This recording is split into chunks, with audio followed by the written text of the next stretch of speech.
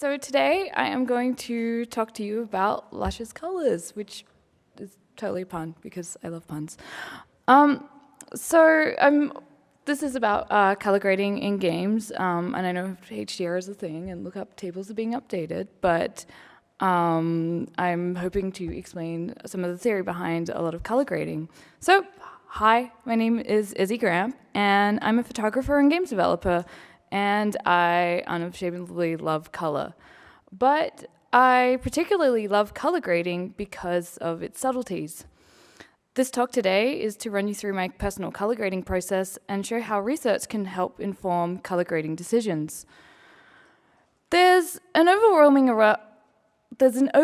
amount of tools for color grading, which is why for this talk I've tried to aim more in a theory direction.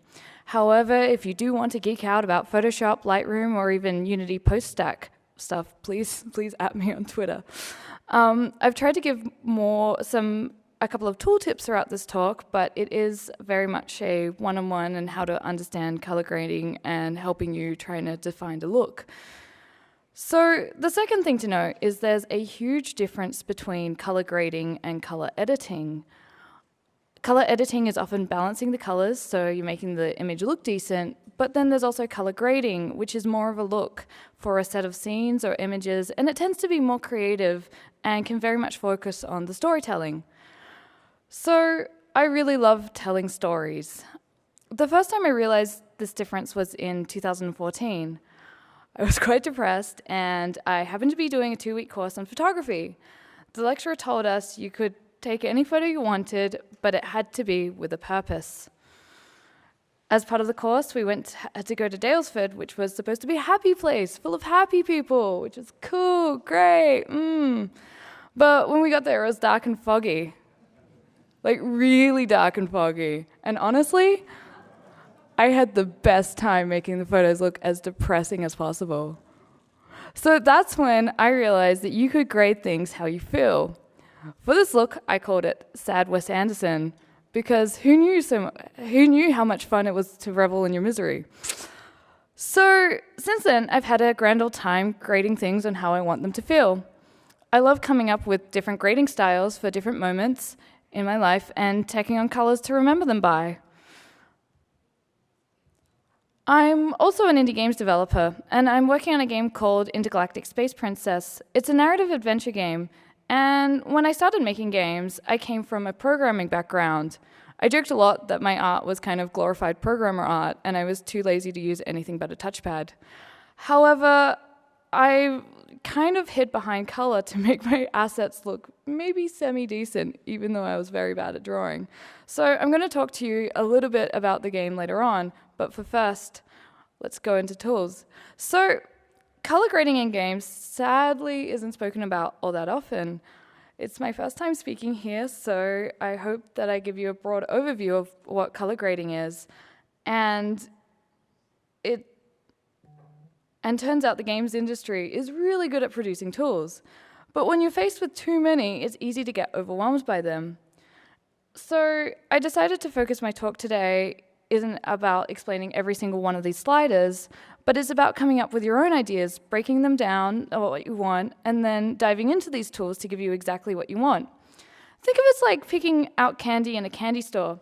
It's chaotic, and it's so much fun to try all these things, but if you try too much, you kind of get sick and lost sick, and then you're stuck in some kind of slider hell. So it's good to go in with a purpose. The way I do this for myself is to make my own rule set. Think of it this way. When you create a lookup table, you're creating the rule sets telling the colors how to behave. Why not use the same logic and create some rules for yourself? So let's go into color history. So before these nice tools and sliders were a thing, color grading was actually called color timing.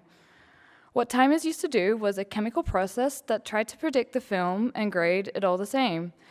This meant that they had to know exactly what they wanted before they went in. This film here is a Road to Position. While Sam Meades did spend a lot of time and effort with cinematographer and lighter Conrad Hull, he considered using a bleach bypass on the film. However, he opted instead to keep the lighting in and to instead subtly remove the pinks and desaturate the film overall. Color timing was never a replacement for good lighting, weather conditions, and mood. They simply used it to enhance what was already there. Once tools, especially color timing versus grading, started developing, color could start to give films a lot more distinctive looks. Jean-Pierre Jeuret, I'm very bad at pronouncing names, spent 2 years coming up and experimenting with a look for Amelie. So the other thing about color grading is you can use it to quote different things. So this is the movie Stalker by Andrei Tarkovsky, and this is the film Annihilation. So films often quote other films, referencing the things before them. Tarkovsky said he hated color. However, I think Stalker has some of the prettiest colors, and he used a film called Ektachrome, which is like a 3-step Technicolor process. It's quite easy to see how Alex Garland tried to do a similar process in achieving a 3-strip color look, giving off similar green tones and powerful reds, despite reds not existing much in the source material, which I think that's the thing I love most about grading. It's so easy to quote things and give off similar vibes, and color grading is really, really powerful because it's all subconscious. So this is an experiment I tried. So all my learning in photography has been through films. The way I started photography was getting inspired through cinema, and then through other mediums, and then eventually more abstract things. Because who says grading has to be realistic? So one thing about grading is you can't polish a turd, but you can absolutely roll it in glitter. So these 2 shots were taken about 20 seconds apart, but I have graded them 2 completely different ways. So you can really define a look just by like tweaking the colors, and if that's all you do, you end up having a really easy way to get a look. So for this one, I was kind of like trying to go for like those like late 80s like posters that have like the cool sci-fi stuff. And then for this one, I kind of went for like the full trash kind of 80s and galaxy leggings because. So for grading, it's important to know what exactly it is you want before you go in. I once got told my work was a little bit too postcardy to ever do well in photo competitions, and like an absolute normal human being, I was like, whatever, I like postcards, and then completely leaned in. One day when I was in LA, I felt like taking some nice postcards for myself. Like, you know the super old vintage ones that you find in the back of your drawer? Like, oh, Cheryl, there's a reason why I haven't talked to you in 10 years. So I kind of decided to grade it like that. So the first step I usually do is to put together a mood board. I did a little bit of research, and I had a look at the old 60s postcards. I was particularly interested in how postcard faded rather than whatever film stock was used. I noticed particularly that the deeper blues had increased in saturation and the lighter blues would fade out. This is because of the printer technology and the dyes and the ways the dyes stuck. So I started developing a rule set for myself. The dark blues would become deep and saturated, however the light blues would be faded and murky. The greens would be more desaturated and more towards mint. Reds lean in, so that means that if it's a standard red, it would either become very pink if it had any kind of pink hues, or it become orange if it had any kind of orange hues. And the rest of it kind of just faded away. So with the example image that I showed before, this is what a grading process might look like if I put in those rule sets. And then this is the process that I came up with for make the little postcards. I definitely tried to, I did actually tweak a lot of the colors to make them look a little bit more refined than some of the dyes, but I still tried to keep the minty green tones and the deep blues as well as the faded lighter blues. So it's important to know exactly what it is you want before you go in there. Still want a photocop. So the other thing about color grading is it's good to understand colors. So, and especially how to get there. So when I was driving on a road trip with a couple of friends, I was staring out the window. I really love my friend Emmy Spicer's work, who uses a lot of disposable cameras, And I kind of felt like it was just this disposable, fleeting moment. So I put together a bit of a mood board and had a look at some of her work, and I found that disposable cameras are generally made from plastic. They have an incredibly low dynamic range. That means that the blacks get crushed and the highlights get blown out incredibly easily on a really bad curves chart, which I had really fun making. It would kind of look like that. So everything kind of would exist in the middle, and there would be no highlights and no shadows. And if you just wanted a quick way to do it, you just kind of draw like a weird S, and that way you can just like clip your highlights and crush your shadows, and you'll be right to go. So for the research, I started breaking down by what exactly disposable cameras are. It's easy to kind of like slap on a filter and be like, yeah, nostalgia. But for this, I was like, well, I kind of want to work out how disposable cameras work, because a lot of the scans that you get of disposable cameras are incredibly unreliable and incredibly inconsistent. So I did some research and broke down exactly what I was trying to quote, and I did some research on the properties of the cameras. For example, how often disposables have wacky light meters and use cheap films. That meant that I could deduce that what film stocks are used, but also that they're likely to be either underexposed or overexposed. So once I figured out what kind of film they used, I know that there's a lot of like film stock online that can teach you exactly how the colors behave. I find this research really interesting, and if you're, say, doing like a 80s film, you can look at what kind of films they were using, or if you're doing like a 60s film, or even like a 1920s film, you can really break down the research and find out exactly how they achieved the colors they did. And then if you can't find reference material, you're able to look at color charts to be able to work out exactly how they behave. The other thing that I was looking at was how plastic versus glass lenses. So what are how does that affect the image? So I know how cheaply disposable cameras are made, but my research suggests that the cameras and Holgers are quite similar. So then I looked at colors behaving on plastic lens and finger smearings. Once I've done the research on this, I begin to create a rule set and understanding of what colors I want to use. There's a lot of different tools for the job, and while this isn't a tool talk, maybe hopefully the next few like process slides might be useful.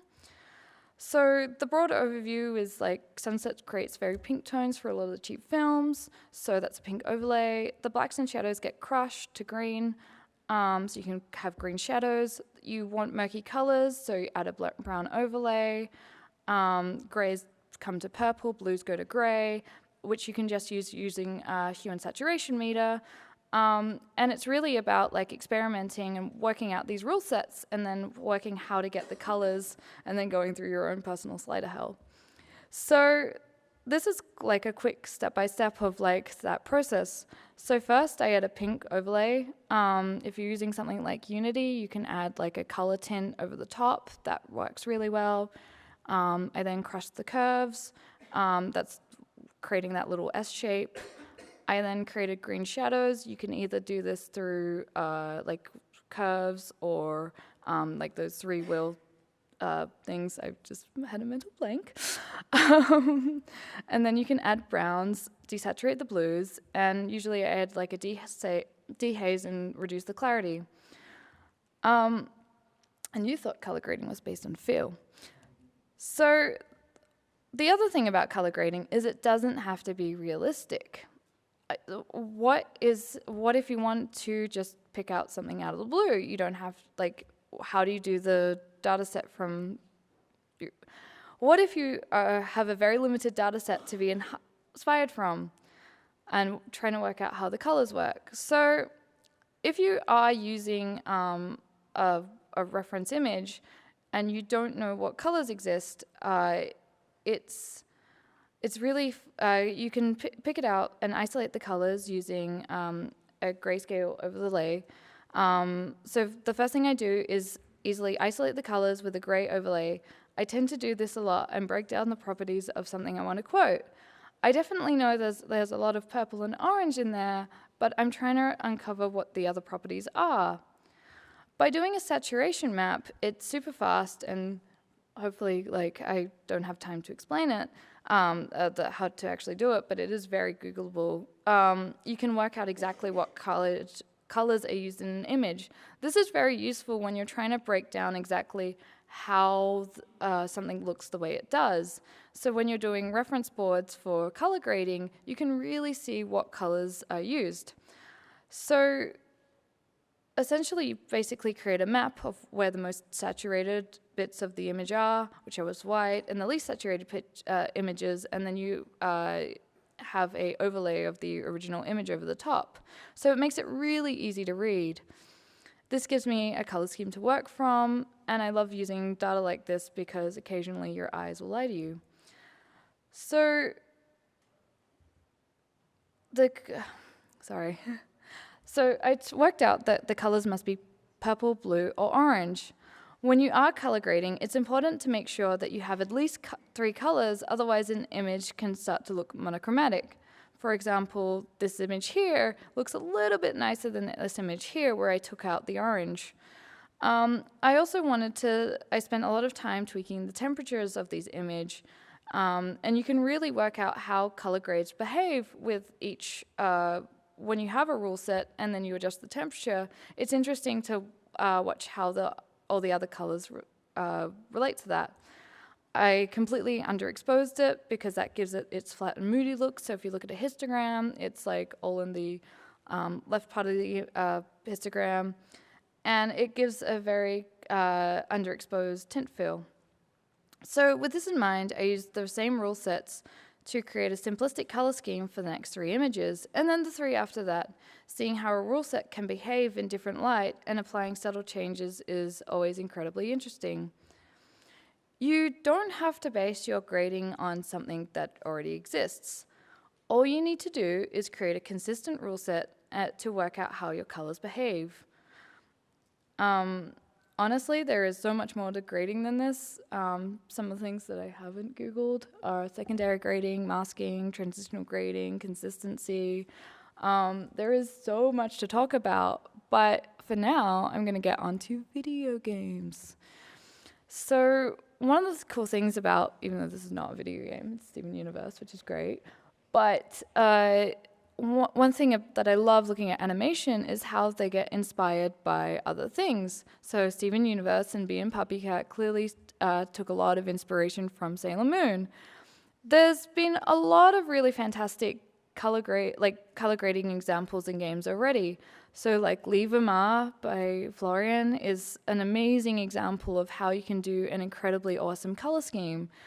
Dead Static Drive by Mike Blackney is also a really good example of how he uses a lookup table throughout the game to create a consistent look. Mirror's Edge was one of the first AAA games that really did do a very expressive color grade and had a very clean-looking city. And Firewatch is another game that is very good at color grading. So I'm going to show you my damn game. So this is my game, Intergalactic Space Princess. So the protagonist is Malene, who's a 14-year-old girl with opinions on things. The colors reflect said opinions and communicate to the player how she feels about the environment. Her hometown is beigey and dusty, and she finds it incredibly boring. But when she does find something interesting, like the fridge or falling down the intestines of an interdimensional worm, it's colorful. So when I was making assets for this game, I ran into a problem. I had done an asset pass in the milk bar, and I wanted the milk bar to feel clinical, kind of like that gross plastic tarp that you have on those barbecue tables outside. Chemicals. So I chose the color scheme of mint, red, and beige to convey that look. However, it really didn't go with the rest of the game. Malene had the same opinion of the milk bar as she did with the house in the street, but luckily, my experience with photography, I knew a little bit about color grading, so I decided to tackle solving this. So the color scheme for Malene's house was beige, yellow, and blue. The color scheme for the street was just like 50 Shades of Beige, which is awful. And I like to think that color grading is the bow, and there's all the presents in front of the Christmas tree. You know which presents you got from Auntie Sandra because she uses the same bow, and despite them all having different wrappings, you can tell that they're from Auntie Sandra because she uses the same ribbon. So I wanted to give the whole town a feeling of past nostalgia, kind of like those bad phone apps that make your phone look like those toy pictures.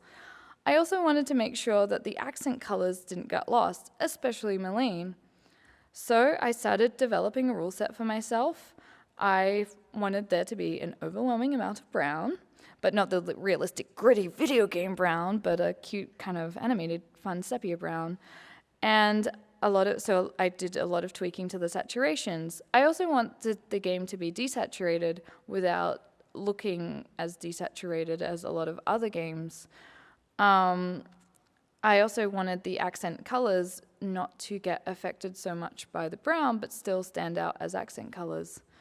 So the image on the left is the one that is the new grade, and the image on the right is the old grade, where basically a lot of the characters are kind of getting lost. So the milk bar is still standing out. I'm using Unity for this, but honestly, there's a lot of stuff doing the same. You can use Photoshop to grade a lot of your things and then import them as a lookup table into Unity, and I really recommend doing this because it's really easy and really cheap, and I really like grading in Photoshop, but I'm really biased, so this is where a lookup table can come in really handy. So instead of defining, so first off, I wanted to make it look like late afternoon. I had a go at putting the initial lights in that I wanted to give it a yellow ambient light and a very subtle blue filter for the character. Once I did that, I started to work on the post-processing stack. It was still very yellow, and it still really didn't go with the rest of the game.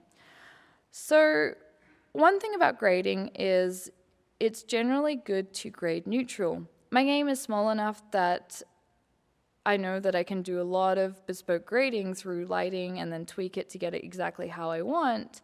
However, if you want your game to be fast and consistent, it's incredibly important to have a neutral base to work on when color grading. This is where lookup tables come in really handy. Because they have a low dynamic range, it means any kind of overblown highlights or shadows will get lost because they are a low dimension. It's important to keep the scenes quite desaturated as well. Well, not too desaturated, but make sure your saturations don't get crushed either. Just grade neutral, logsy. So I wanted to make it look like late afternoon, so put in the initial lights, and then after that, I really started to work on the color grading. So that's where I put in like a lookup table that was a Fuji-based film filter.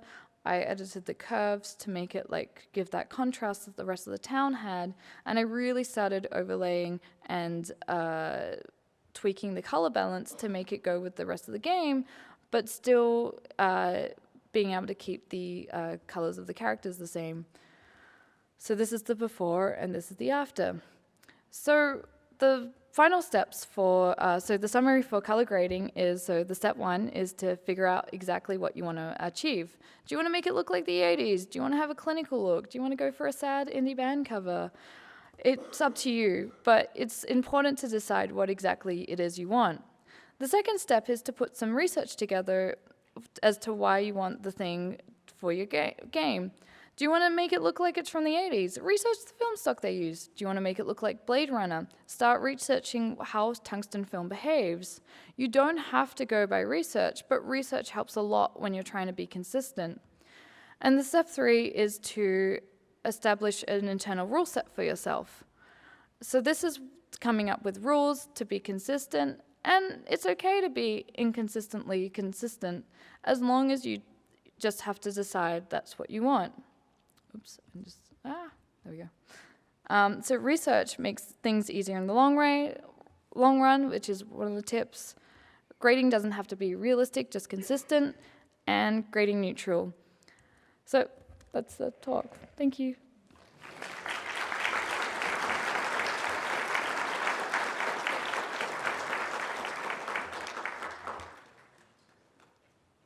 Any questions?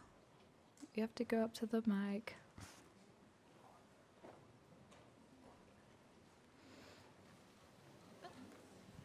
Hi, had a question. Thanks for the talk. So you covered a lot about 2D games. It looked like. But if you have any thoughts on doing 3D, if you plan to do a lot of color grading and a lot of color post-processing, would you recommend maybe doing less color in the lights that you're placing in the scene? I guess what are your thoughts on that? Yeah, so the question was, if you're doing 3D color grading, what do you do about a lot of the lights and that? Yeah, so when I was recently helping out a friend grade his game, and he had a lot of overblown stuff in Unreal, and it was really hard to kind of come back down from that. So when he made the things a lot more neutral, that's when it was like a lot easier. And the lookup tables that we were kind of creating really started to stick for the rest of the scene, so I'd definitely go neutral. Cool. Thank you so much.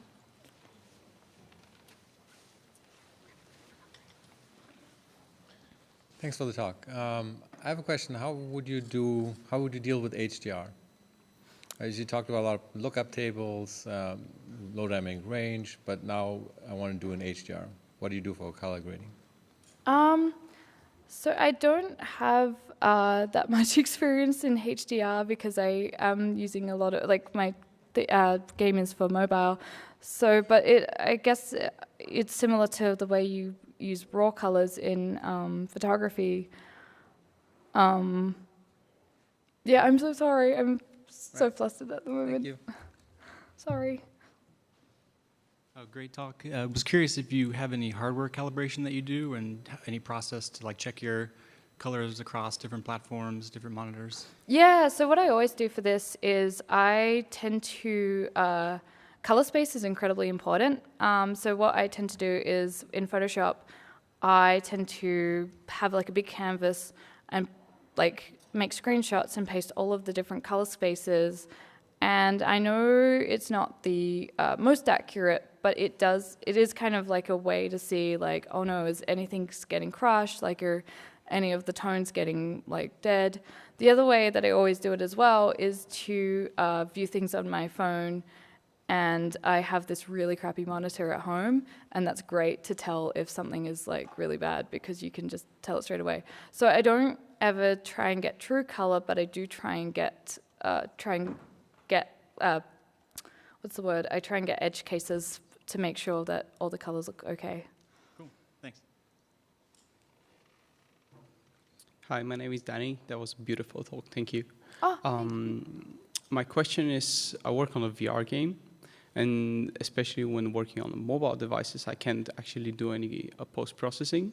So I'm wondering if you have tools to do color grading without using post-processing a lot. The ones I could think of is doing color grading on my baked lighting or directly adjusting the textures. Is there anything else out there? yeah, oh man. So I was actually having this conversation like 2 days ago. Ted Dinola, he works for Oculus. He's a great person to contact because I'm having like a lot of mental blanks at the moment.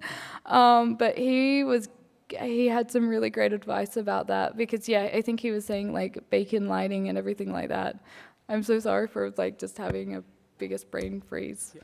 But he's a really good person to contact, Ted Dinola, and he works at Oculus. I think that is it. Thank you. I'm so sorry.